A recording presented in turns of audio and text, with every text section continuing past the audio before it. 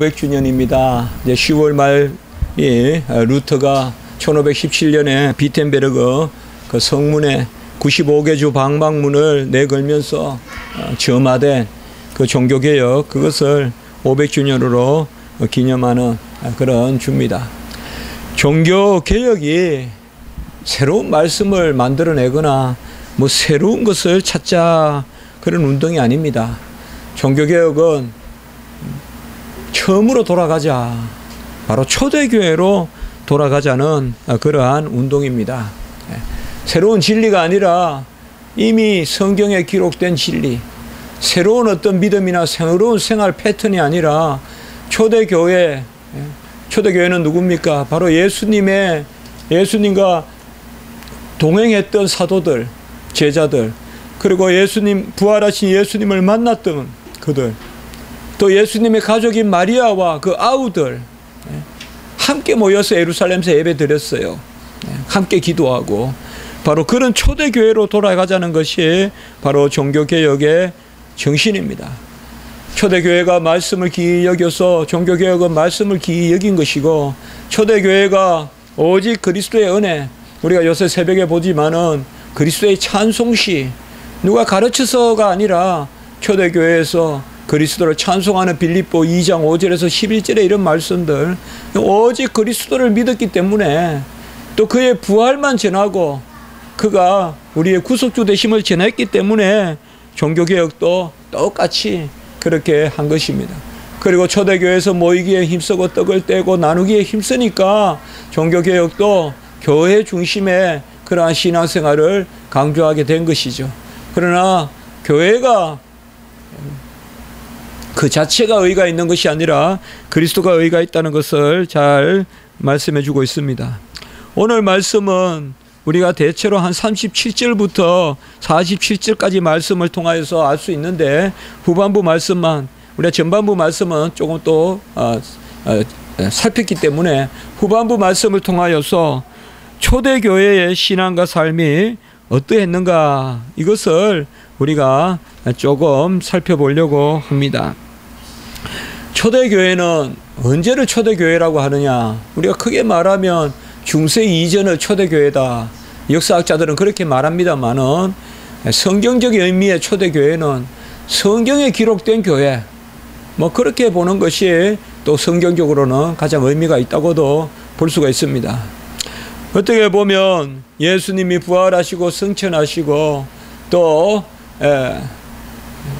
사도들이 복음을 전하는, 바울이 복음을 전하고, 그리고 대체로 밤모섬에서 사도 요한이 계시록을 기록하게 되는, 그래서 그걸 우리가 AD 1세기 말 거의 90년대라고 봤을 때, 그때까지가 성경적으로, 그러니까 성경이 기록되는 그 시기, 그때를 우리가 초대교회다라고 봐서 무방합니다. 오히려 오늘날로 말하는 그런 교리가 발달한 것은 아닙니다. 이때는 아직까지 무슨 삼위일체론, 또 기독론, 이런 무슨 론이라는 게 나오지는 않습니다만은, 그러나 그들의 신앙 자체는 가장 삼위일체론에 합당했고 기독론에 합당했고 구원론에 합당한 그런 신앙생활을 한 것입니다. 초대교회가 어떻게 형성이 됐습니까? 그것은 오순절 성령 강림 사건으로 초대교회가 형성이 됐습니다. 예수님이 죽으시고 부활하시고 성천하셔서 이제 40일 만에 성천하시고 10일 후에, 예수님이 6월절에 죽으셨으니까 40일 후 지나서 10일 후니까 오순절 50일, 순이 12절 말이지 않습니까? 오순절 77절이라고도 하죠. 77, 49니까 49일을 지나 50일째, 그 오순절에 예루살렘에 성령이 강림합니다. 근데 이 성령이 무슨 영이냐? 구약시대 때는 성령이 없었느냐? 있었습니다. 근데 굳이 또 왜 성령의 강림을 이야기하느냐? 구약의 아브라함은 성령이 없이, 이삭은 성령이 없이 어떻게 그들이 믿고 하나님의 말씀을 순종했겠어요? 이성으로 했겠어요? 자기의 성적으로 했겠어요? 아니지 않습니까? 구약에도 성령이 있습니다. 그런데 오순절 성령 사건의 의미는 뭐냐? 오순절에 임한 성령은 이제 새로운 시대의 영, 예수 그리스도께서 다 이루시고 그 의를 우리 것 삼아 주시고 또 그 예수 그리스도께서 우리 안에 들어오셔서 사시는 영, 그리하여 새로운 시대에 성취된 영, 그것이 바로 보혜사 성령입니다. 구약에도 그들이 율법을 들었고 말씀대로 살려고 했고 믿음의 백성들은 말씀을 읽고 순종했습니다. 그런데 그들은 아직 눈에는 눈, 이에는 이, 그저 살인하지 말라면 문자적으로 살인하지 말라 그 정도였다면 이제 신약 시대 때 오순절 성령을 받은 우리 성도들은 오리 가자면 심리에 가고 오른밥 왼밥을 내주고, 예? 바로 원수를 내 몸과 같이 사랑하고, 예? 사람을 업신여기는 것도 살인이다 라가라 하고, 예? 공에 넘겨질 자다라고 하면 그렇게 업신여겨도 다 살인이고 마음으로 간음해도 안 되고, 이러한 새로운 시대에 말씀을 순종할 수 있는 백성들, 어떻게? 은혜로. 그 새로운 시대의 말씀을 순종할 수 있는 은혜를 베풀어 주시는 영, 그것이 바로 오순절 성령입니다. 그래서 하나님의 말씀은 더 고급스럽게 요구하지만 말씀이 있는 곳에 은혜가 넘친다 이 말이에요. 명령이 있는 곳에 약속이 있고, 우리는 계속 은혜와 진리가 충만하신 예수님, 예수님은 진리를 알려주시면 친히 이루시는 은혜가 있다, 명령하시는 분이 이루신다, 이런 것을 우리가 계속 보지 않습니까? 그래서 초대교회 성도들이 그 성령을 받으니까 그들이 예수 그리스도의 영을 받아서 예수 그리스도를 닮은 모습, 누가 봐도 저 사람들은 예수쟁이다, 예수를 닮았다, 그런 역사가 나타납니다. 그것이 특별히 오늘 말씀에 기초하고 또 그 이전의 말씀도 또 더 반추해서 첫 번째 초대교회는 어땠느냐, 그렇게 한번 우리가 정리해 보면서 우리 십자가 지기 교회도 한번 돌아보면 좋겠다라고 생각합니다. 첫 번째는 말씀을 들었습니다. 말씀을 들었다. 우리가 37절에도 보면 그들이 이 말을 듣고, 그들이 이 말을 듣고, 그리고 41절에도 보면 그 말을 받은 사람들은 세례를 받으매, 우리가 사도행전은 성령행전이다 이렇게 해서 마치 성령의 능력, 권능 이런 것을 많이 강조하는 데 비해서 그 성령이 어떻게 역사하느냐, 말씀으로 역사한다는 것을 좀 강조합니다. 우리가 3천이 믿었고 5천이 믿었고 믿는 자의 수가 늘어나서 이렇게 세 군데 말씀이 나오는데, 사도행전에 초대교회가 부흥했다는 것에 세 번 다 공통적으로 나오는 게 말을 들으니, 말씀을 들으니, 그들이 말을 들으니 믿는 자가 3천을 더했고, 말을 들으니 믿는 자가 5천을 더했고, 말을 들으니 믿는 자의 수가 늘어나고 제사장도 믿었더라. 아마 사도행전 5장쯤에 그런 말씀이 나올 겁니다. 계속 말을 들으니 말을 들으니 말을 들으니. 첫 번째는 초대교회는 말씀을 들은 교회다. 에바다, 귀가 열리니 말하는 것이 분명하게 되었더라. 먼저 말씀을 들었다 이 말이죠. 말씀을 들었다. 우리가 데살로니가 교회가 믿음의 역사, 사랑의 수고, 소망의 인내로 칭찬을 받죠. 가장 칭찬받은 교회가 데살로니가 교회예요. 그 데살로니가 교회는 수립 때부터 사도행전에 보면 3주 동안 해당해서 바울이 말씀을 강론합니다. 그랬더니 헬라인과 기브인이 믿어요. 헬라인과 기브인이 믿기가 쉽겠어요, 여러분들. 지식이 있고 가진 사람들이, 기브인, 헬라인들이 3주간 사도 바울이 해당해서 강론을 했을 때 데살로니카에, 그리고 야손의 집에서 예배 드렸어요. 그러니까 제가 항상 우리 교회를 이야기할 때 예배는 가정 예배같이 드려도 말씀은 해당해서 전하듯이 하자. 말씀은 전국이 듣도록 하자. 그런 마음을 품자, 우리 교회는. 그렇게 제가 말씀드린 거 아니겠습니까? 바로 데살로니가 교회가 믿음의 역사, 사랑의 수고, 소망의 인내로 가장 칭찬받았어요. 아마 사도 바울이 가장 칭찬한 교회는 데살로니가 교회예요. 데살로니가 교회라고요. 이 데살로니가 교회가 바로 이러한 역사가 있었다 이 말이죠. 그래서 그들이 어찌하여 칭찬을 받았느냐. 그들이 하나님의 말씀을 사람의 말로 받지 아니하고 하나님의 말씀으로 받았다. 그렇게 나옵니다. 데살로니가 전서 1장 23절입니까? 그렇게 나옵니다. 그래서 첫째로 초대교회는 말씀을 들은 교회다. 사도행전은 성령 행전이지만 말씀 행전이다. 사도행전의 어떤 키워드는 성령 맞아요. 그러나 그 성령은 그리스도의 영이에요. 그리스도가 오시는 영이에요.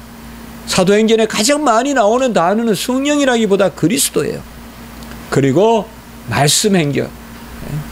사도행전에서 우리가 한 번쯤, 저도 뭐 사도행전 다 읽기는 그럴 때는 꼭 한번 버릇과 같이 베드로의 설교를 한번 읽어보고, 베드로의 처음 설교와 솔로몬 행각의 설교, 처음 오순절이 강림했을 때 사람들이 세술에 취했다라고 어찌할 줄 모를 때 제자들이 탁 일어나는데 대표로 베드로가 설교하는 거. 그때 요엘서 2장 23절에서 25절을 인용하고, 그리고 시편 16편을 인용하고, 그리고 마가 다락방에서 예수님께 들었던 말씀 전부 말씀만 그대로 이야기하잖아요. 그리고 솔로몬 행각에서 설교하고, 처음에 설교했을 때 3천, 솔로몬 생각에서 설교했을 때 그 다음에 나올 때 이제 5천 막 이렇게 된단 말이죠. 그때는 5천일 때는 남자만 5천이라 그랬어요. 그러니까 계산하면 우리가 15,000 정도라고 볼 수도 있어요.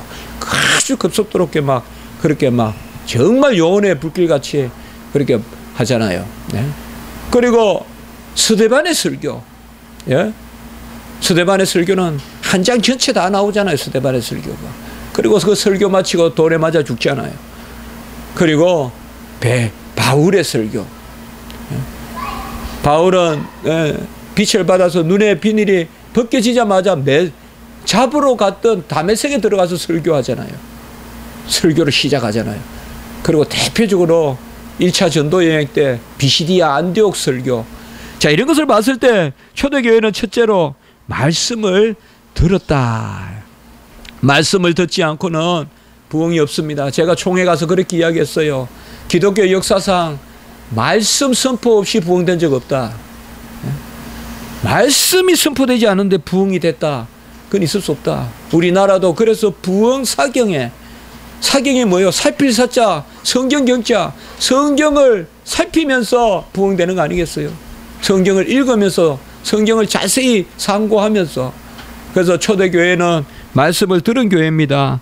두 번째는 초대교회는 모이기에 힘쓴 교회입니다. 46절에 보면 날마다 마음을 같이하여 성전에 모이기를 힘썼다라고 이렇게 이야기하고 있습니다. 모이기에 힘썼다라는 말은 오늘날 개념으로 하면 예배에 힘썼다라고 할 수 있겠습니다.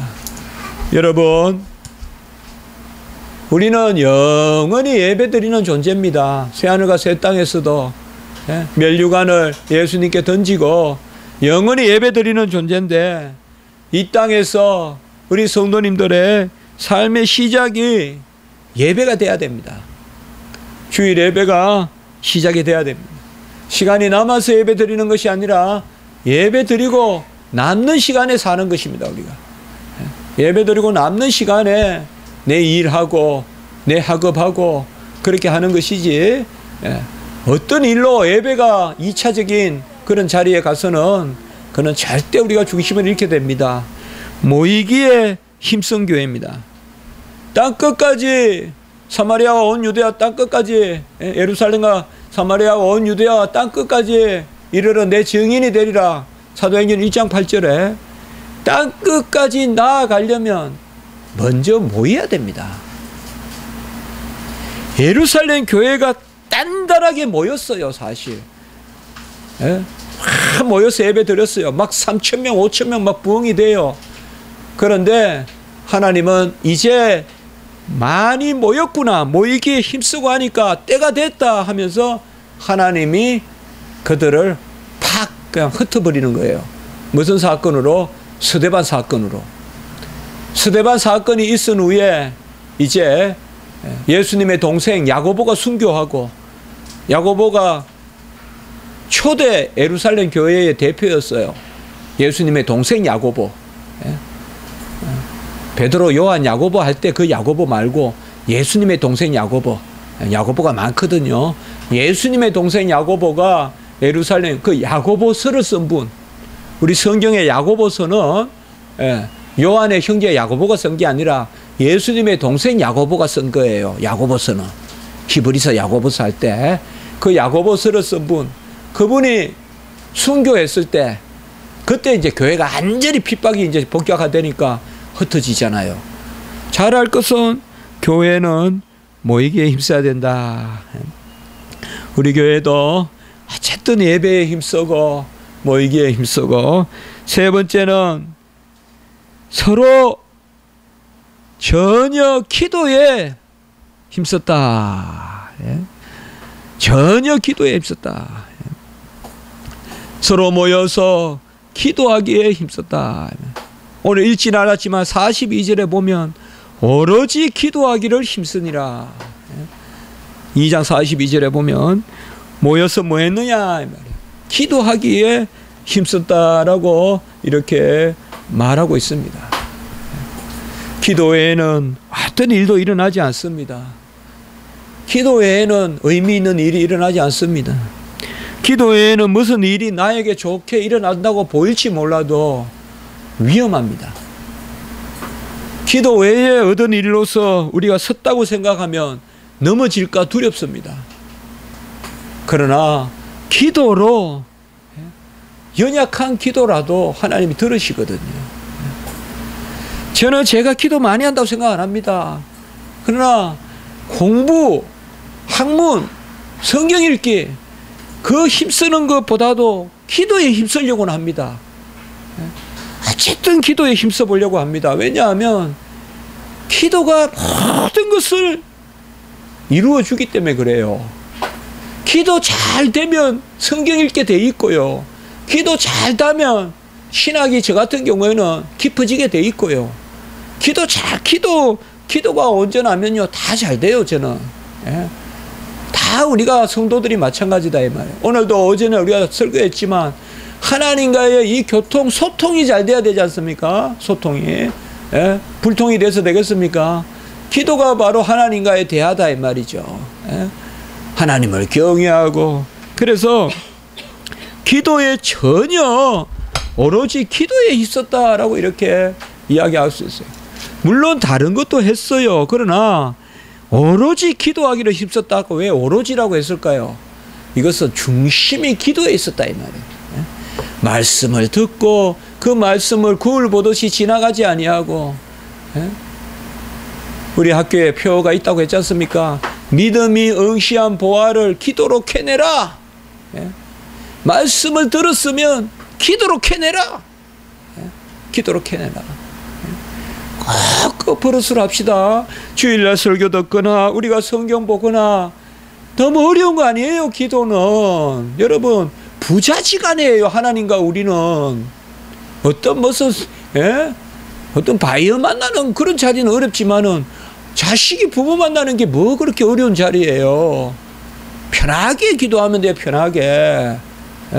저 편하게 기도해요. 편하게. 편하게 기도하면 돼요. 다만 좀 말씀 생각하면서 기도하면 돼요.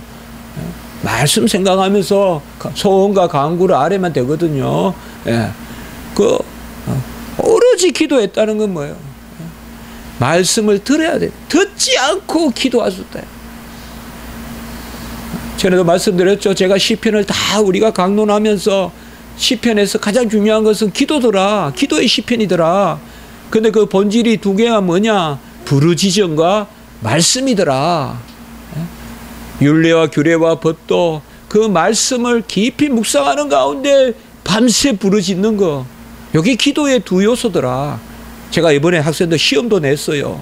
시편에 나타난 기도의 본질적 두 요소는 부르짖음과 말씀. 진리를 붙들고 부르짖는 거. 그게 기도의 본질이더라. 제가 시편을 다 우리 교회에서 강론하기 전에는 그걸 몰랐어요. 그러나 시편을 계속 매주 한 주 하다 보니까 계속 시편에 그게 나오는 거예요. 부르짖고 외치고. 근데 어떻게 부르짖고 외치냐? 대부분 보면 또 주의 말씀이 정미하고 주님의 말씀이 귀하고 말씀을 붙들고 부르짖는다는 거죠. 여러분 보시면요, 우리가 사도행전 1장 14절에 보시면요, 오순절 성령이 임하기 전에요, 13절은 12제자가 쭉 나오고 14절에 보면요, 1장 14절에 여자들과 예수의 어머니 마리아와 예수의 아우들과 더불어 마음을 같이하여 오로지 기도에 힘쓰더라. 얼마나 멋있는 이야기예요. 지금 갈릴리에서 온 여자들, 또 예수님의 어머니 마리아도 같이 모여서 기도하고 예수의 아우들도 더불어 기도하기에 힘쓰고, 이 가운데 성령이 임했고 그들이 그 가운데 날마다 모이기에 힘썼다. 기도하기에 힘썼다. 네 번째는 이 모이고 기도에 힘쓴 가운데 말씀을 땅끝까지 선포했다. 말씀을 땅끝까지 선포했다. 오늘 47절에 보면 구원받는 사람을 날마다 더하게 하시느니라. 말씀을 그들이 땅끝까지 선포했다. 여러분, 내가 들은 말씀이 없이 어떻게 선포하겠습니까? 우리가 선교 여행 이런 이야기 잘 합니다만은 그게 하나의 체험이 돼서는 안 되지 않아요? 물론 배울 때 대학교 때 우리가 갈 수도 있지만 사실상 선교라는 개념으로 봤을 때는 선교 여행 전에 말씀을 많이 들어야 되죠. 안 그렇습니까? 물론 거기 문화적인 것도 배우고 해야 되지만, 그러나 저도 청년부를 지도해 봤지만은 조금 그런 우리가 부분에 말씀을 많이 듣고 가야 그게 선교 여행이지, 말씀을 1차적으로 중요하지 않게 여기고 선교 여행을 간다? 그 문화 여행이죠. 그 문화 탐방이죠. 아니면 뭐 문화적 교류, 아니면 어떤 NGO 단체의 여행 성격, 그런 것 수가 있겠죠. 물론 첫 술에 배부르지 않기 때문에 선교 실습 이런 게 필요한 건 맞습니다. 제가 그걸 나쁘게 보는 건 아닙니다만은 어쨌든 핵심은 말씀을 들어야 땅끝까지 전하는. 그 보혜사 성령이 임하면 진리의 영이 임하고 진리가 우리를 자유롭게 하고 또 그 말씀이 임하여서 내 안에 역사하니까 그 말씀을 전하지 않고는 견딜 수가 없어서 그 말씀을 전하는.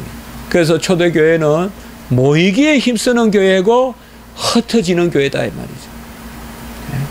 모이기에 힘쓰는 교회고 흩어지는 교회다. 이거 잘 순서대로 말씀을 듣지 않고 전할 수 없으면, 우리가 지난주 이번주 계속 설교가 지금 로마서 10장의 그 부분 아닙니까? 전파하는 자가 없이 어찌 들으리요, 들은 자가 없이 믿으리요, 믿는 자가 없이 부르리요, 계속 나오지 않습니까? 말씀을 듣지 않고 전파할 수 없고 모이지 않고 흩어질 수 없습니다. 제가 이번에 서문교회 가서도 설교하면서 그렇게 이야기했습니다. 먼저 교회가 모여야 됩니다. 그 교회는 정말 지금 회복이 필요하고 참 너무 모든 것들이 참 제가 봐도 아름답더라고요. 그런 가운데서 이제 뭘 회복을 해야 되는데, 다섯 번째 마지막으로 초대교회는 어떤 교회였느냐? 서로 떡을 떼며 사랑하는 교회였다. 재산과 소유를 팔고 그리고 떡을 떼되 기쁨과 순전한 마음으로 음식을 먹고, 뭔가 어떤 다른 마음을 가지고 하는 게 아니라 상하가 있고 고하가 있어서 무슨 그런 업신여금으로 베푸는 게 아니라 기쁨과 순전한 마음으로 떡을 뗐다라고 이렇게 말씀하고 있습니다. 바로 구약시대 초대교회의 이러한 펠로십, 어떤 식탁의 교제, 떡을 떼는 이러한 모습이 결국은 예수님이 하신 모습 아니냐. 예수님이 모이기에 힘쓰고 말씀 전하고 기도에 전혀 힘쓰시고 그 피곤할 때도 예수님은 또 산에 가서 기도하시고 마지막 잡히시던 밤에도 기도하시고 그리고 예수님이 서로 사랑하시고 제자들 파송하시고 그래서 초대교회의 모습은 예수를 닮아 있다 이 말이에요. 그러니까 47절에 온 백성에게 칭송을 받았다. 교회는요, 교회다워야 칭송을 받습니다. 우리가 한때 한국 교회가 너무 대민봉사, 구호 이런 거 안 한다, 구제 안 한다. 맞습니다. 그러나 본질을 지키면서 구제해야지 구제가 다하다 그래서는 칭송받을 수 없습니다. 어떻게 보면 세상 사람들은 그들이 할 수 없는 거, 가다할 수 없는 걸 교회를 향하여 요구합니다. 그것은 영생이요, 그것은 내가 어디서 났다는 걸 알려주는 것이요, 천지가 어떻게 지어졌다는 걸 알려주는 것이요, 죽음 후에 어떤 세계가 있다는 것을 알려주는 것이요. 교회가 그런 가치관을 붙들고 나가야 그게 교회지. 세상이 답할 수 있는 거 교회가 답하고 세상이 줄 수 있는 거 교회가 좀 더 주고 그것은 일시적으로 세상과 칭찬을 받을지는 몰라도 궁극적인 칭찬을 받을 수가 없습니다. 초대교회는 저주의 무리였습니다. 저주받은 예수 그리스도를 따르는 무리였습니다. 그러나 그들이 이제 칭송받는 무리가 되는 것입니다. 어찌하여? 예수님을 닮아가니까. 여러분, 인생을 사실 때 사람들의 혀끝에서 좌왕우왕하지 마십시오. 예수님이 칭송하시는 쪽으로 서셔야 되는 것입니다. 그때 사람들도 궁극적으로 칭송한다는 걸 아셔야 돼요. 우리 교회는 사람들의 칭송을 받으려고 쫓아가다 보면 사람들에게 비난을 받게 돼 있어요. 왜? 교회가 교회답지 못하기 때문에. 사람들의 칭송을 추구하지 아니하고 저 사람들은 도무지 어찌 생겨먹어서 저렇게 순교를 웃으면서 하냐, 저렇게 야음을 터타서 목숨을 내걸고 섬기고 서로 떡을 떼고 나누냐, 미련하다, 뭐 저런 사람들이 있냐, 미쳤다, 그런 말을 듣지만 곧 칭송을 받습니다. 사람들에게 교회가 칭송받으려면 먼저 하나님께 칭송받아야 돼요. 사람에게. 제가 영적인 분별력을 가지고 무슨 은사다 그렇게 말할 건 아니지만 우리가 이렇게 보면, 기도해 보면 그런 부분들이 있는 거예요. 하나님께 칭송을 받으면요, 끝내는 사람에게 칭송을 받을 수 있어요. 꼭 우리 성도님들 그거 명심하시고, 역으로 사람들이 나를 욕한다고 해서 너무 그것을 힘들어하지 마십시오.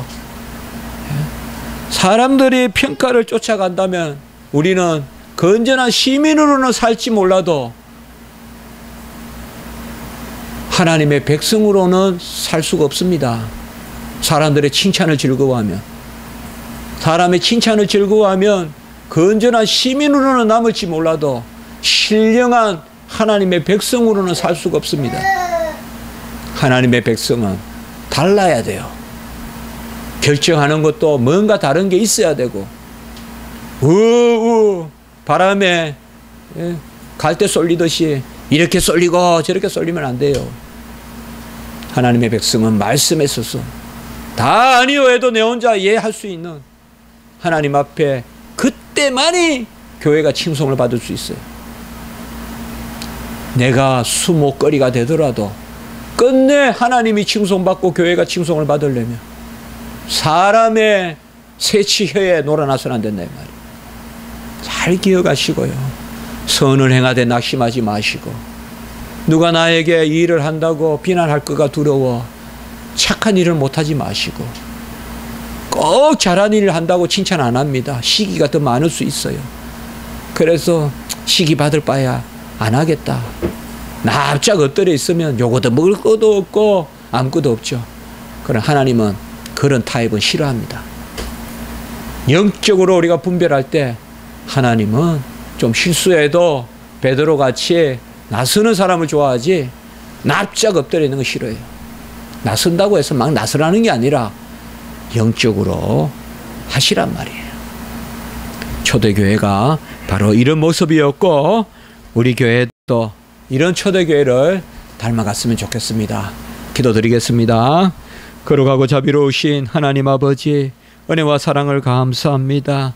초대교회와 같이 우리 교회도 회복되게 하시고 종교개혁 500주년을 맞이해서 전 세계 우리 교회가 이 초대교회로 돌아가는 그러한 순수한 회복이 있도록 인도해 주시옵소서. 예수님의 이름으로 기도드리옵나이다. 아멘.